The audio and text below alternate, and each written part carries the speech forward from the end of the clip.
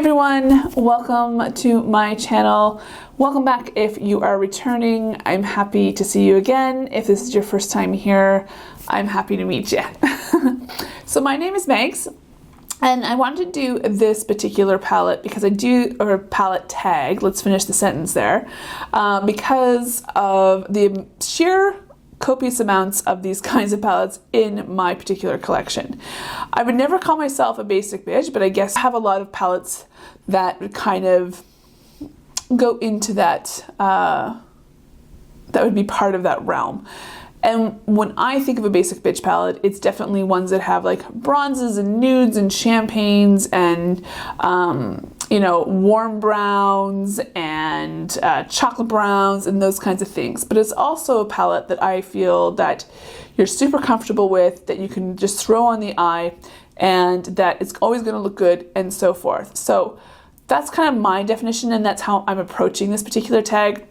I should also mention that the tag that I'm familiar with, so I do apologize if that's not the case, originated with Teresa's Dead and Spooky Lips and Fat Hips. And I've also seen Cara C do it, and I'm sure there's other people who have done this as well, because I do think we all own a basic bitch, or at least a couple of basic bitch palettes, and that's the beauty of this tag, because what I think is basic, other people will not, and that's the fun in it. I love makeup. It's so individualistic, and it just brings me joy, right? It just brings me joy. So let's have fun with this. Okay, so Wayne Goss. Wayne Goss is one of these lovely, lovely YouTubers who's been around for years and years, and he is someone who I don't want to say personifies basic, but he enjoys, I think, making women look their best and accentuating and emphasizing what they already have. And so to me, I think that's what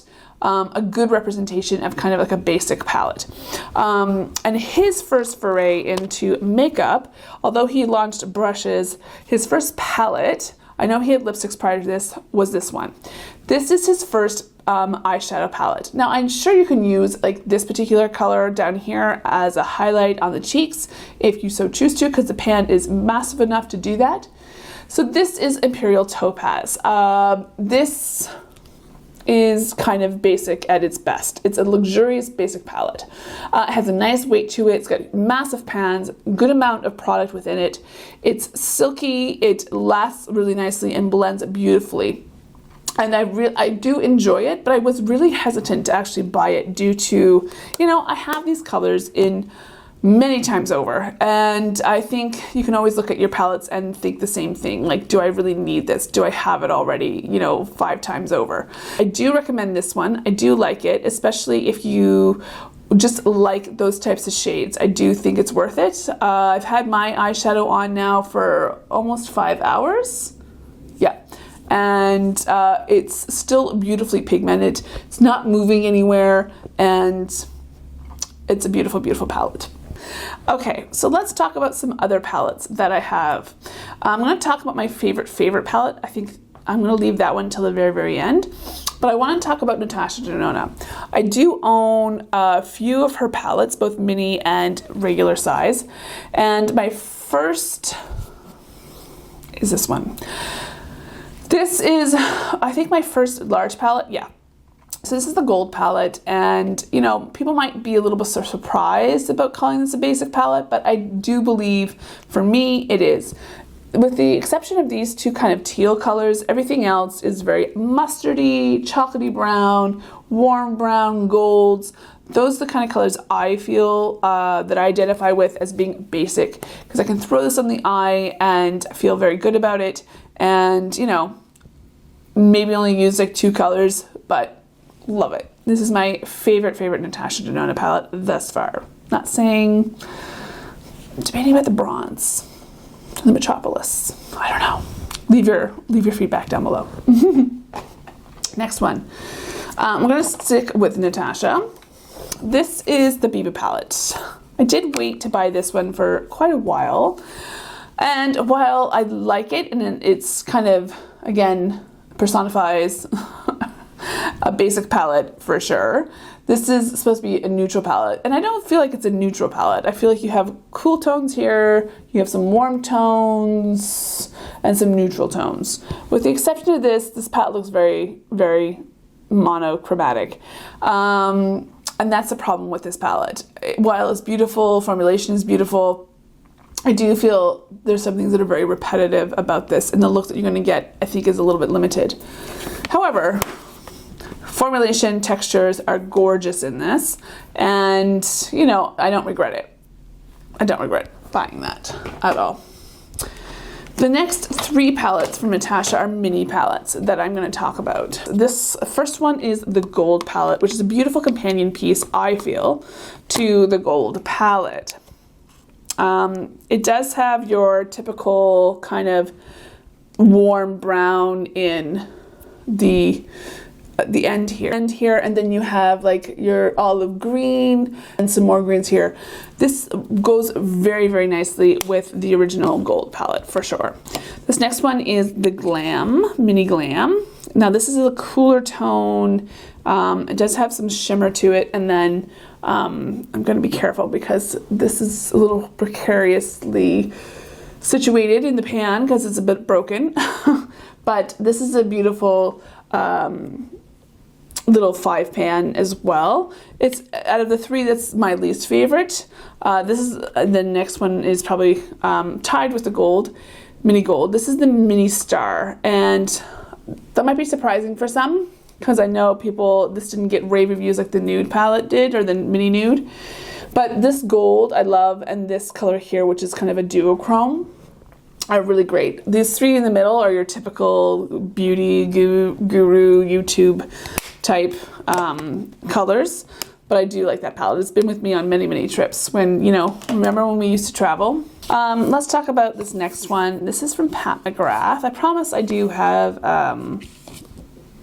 less expensive palettes. This one is I bought this one 50% off, by the way.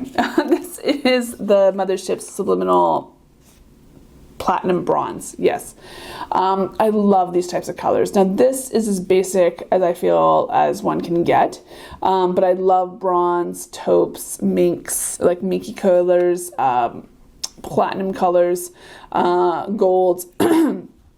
All those types are going to be my go-to, easy go-to type colors. I'm also a lover of olives and khakis and kind of mustards. So those are going to be what I consider basic, as well as like champagnes and all that. So this is beautiful. If you can get it for 50% off, I highly, highly recommend.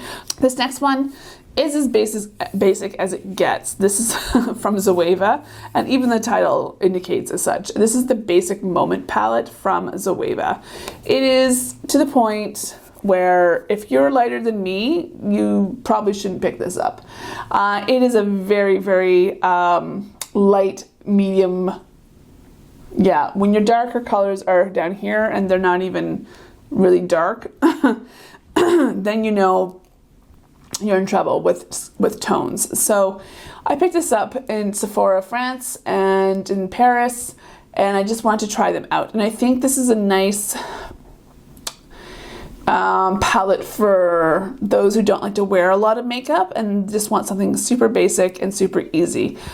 This next one might be a little controversial because a lot of people might feel, sorry, my voice. A lot of people might feel this is a colorful palette as opposed to a basic, and I humbly disagree. These are the kinds of colors that I'm so attracted to. The swampy, greeny, olivey, mustardy, goldy kind of colors. I don't typically like yellow golds like this one here. Yeah, that's probably better to see it so you can see how yellow it is. But it's just stunning. I love this palette to death. I've only tried a couple of Kaleidos palettes. I want to get the Sashimi City, I think, right? Sashimi, right? Sashimi.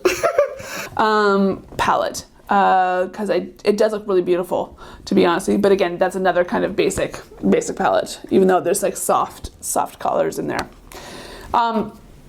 For those of you who want something that's not neutral warm leaning, but maybe neutral cool leaning, this is a beautiful palette from the drugstore. Hopefully, please, hopefully Milani still has this. This is a soft and sultry. These are all the minky, taupey kinds of shades. It has a nice variety from light, medium to dark. So you're gonna get a variety of looks from this, and it's beautiful. But if you just want something basic, great, especially cool tone basic. Let's look at some others. I'm just going to put that over here. And let's talk about soft and sultry in a different form. So if you like the Glam palette from Natasha, you're probably going to like this one. This is the sultry palette from ABH. And despite that there's this beautiful kind of coral shade, everything else is very neutral and kind of cooler tone. So very reminiscent, I think, of the Natasha Denona Glam. They are bringing this back in a Volt. So if you didn't get it the first round, I do suggest picking this up. Do I use it all that often? No. And it's not because of the colors in it. Oh, I love that packaging. It's more of the, I think, the shadow formulation from ABH. It's nice, but it's very pigmented. And I like to build things up as opposed to just slam it on my face. So you just have to be careful with these ones. And the same holds true for this next one, another ABH. And this is Soft Glam. This is on a lot of people's list, I think, in terms of basic palettes. And there's, again, nothing wrong with that. It does have some beautiful colors in there. I think I did a Love It or Leave It a couple of years ago with this. And I think I said leave it if you don't have, if you have a lot in your collection. But pick it up if you are starting out or just want a nice basic palette. This is going to be a beautiful one. Again, formulation wise, ABH not my favorite, but it is beautiful. I just have some other formulas that I like better in the indie sphere as well as kind of a higher end kind of arena. Is that everything that I have? No, I need to talk about my absolute favorite.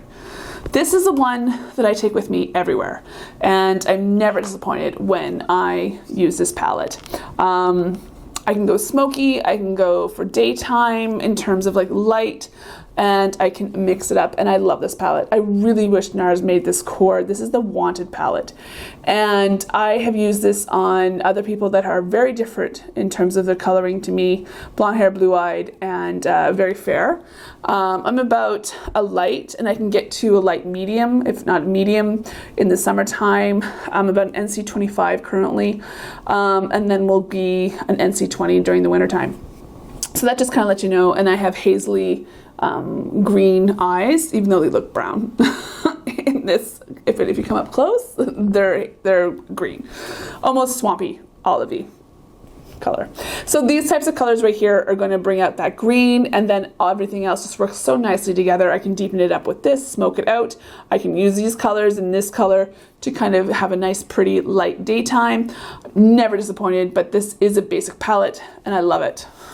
Love this palette to death.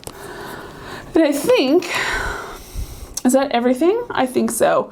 I'm curious as to what palettes are your go-tos or your basic bitches, and just leave them down below so I can have a look. Maybe I'll want them. I know the Nabla, the new Nabla one, I think it's called Side by Side. That is one that I definitely want to pick up and have a little bit closer look at. I've seen some reviews. Kerosene did a review, and Rupi Minhouse did a review. Sorry, Rupi, if I'm not saying your last name properly. And they check out theirs on the reviews of the Nabla Side by Side. I think they do a really good job explaining it. And yeah. Thanks for watching, guys, and please be kind, take care of yourselves and take care of each other, and stay safe. Take care.